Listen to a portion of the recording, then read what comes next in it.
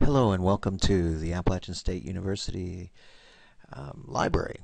My name is Alan Sherlin and I'm a librarian here. We're going to go through a series of videos to help you do research for your HPC 5753 class, Marriage and Family Therapy. And in this first video, though, we're going to just look at an introduction to library resources with a more specific focus on books. So let's get started.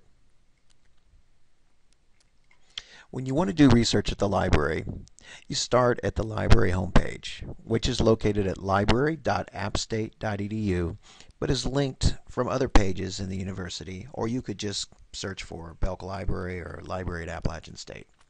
When you get here, you'll see a lot of links, but the two links that you really want to focus on the most are going to be the links for books up here, this middle yellow tab, and links for articles. And there's some other information you can get through here, but this link called databases and e-research, that'll be the link to find journal articles or scholarly articles written in scholarly journals and shorter publications.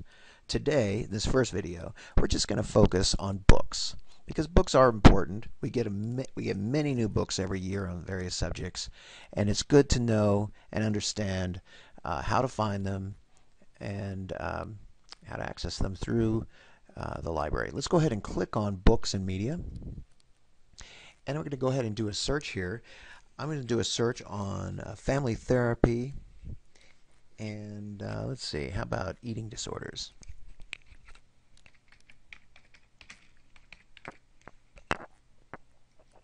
I typed this in before, so it was easy. I'm going to go ahead and search that. I just want to point out a couple of things about what you find when you search for books. First is, when you find a list here, it'll tell you how many items you found. So here it says 1 of 46. That's not too many.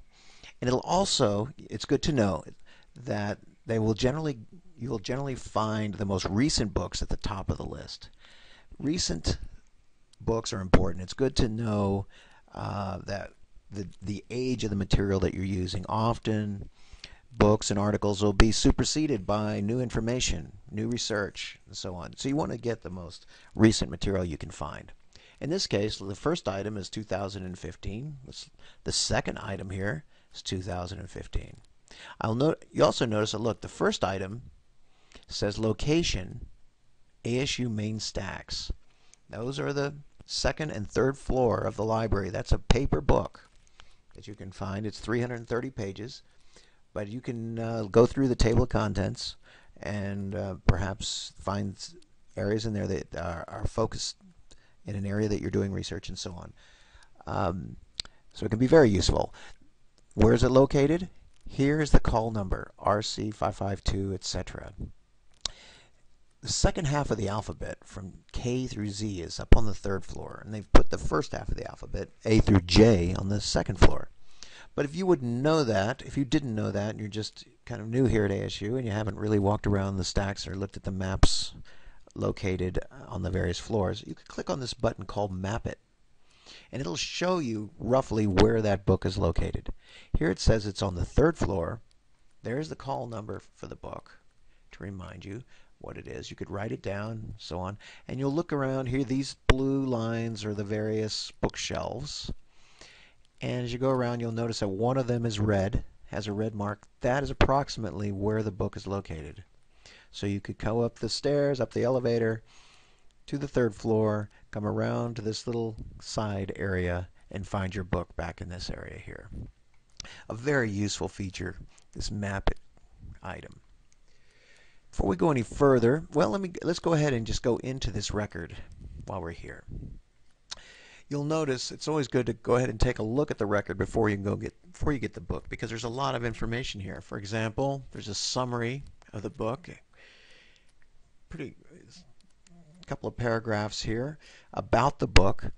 There's also additional content summary within the record. You can see other information about it. What's also interesting is to look and see if there's any other search terms associated with this book here: eating disorders, treatment, and so on. So this information you find about the book can be very useful. I also want to show you something else that's very useful in the library catalog that is often missed by students looking for books. To the right here, let's say this is a book you want to go and get. You've already looked at the map it location. You know where it's located. You know its status. It's not checked out. And I think, you believe you're going to go ahead and use it. You may want to go ahead and start to build your list of cited resources immediately. So you can pull up a Word document and click on this Cite this item button to the right. If I click on that, it gives me examples of ways to cite this book, depending on the various styles that may be used in your course. So if your course is using Chicago, you have the Chicago style. If you're using APA, you can go ahead and pull this line out here, right click, copy that, and place it into a Word document. Say I had a bibliography started here. I could Control V here or paste, and I've got the beginnings of my citation. And I could begin building a list of citations. So this can be very useful in down the line when you have to start making your bibliography, and you've already got the beginnings of your bibliography written. You just want to be sure as you write your bibliography that all the citations in your list are consistent, because sometimes some databases will use older styles than others. For example, in here, as you notice, it's APA 6th edition, Chicago 15th edition, 18th. So as you go from database to database, if you do copy various citations that they give you in these citation tools, just be sure you're using the same edition, or as you go down, at least be sure that they are consistent and that they look the same. All right, let's continue. So we found one book.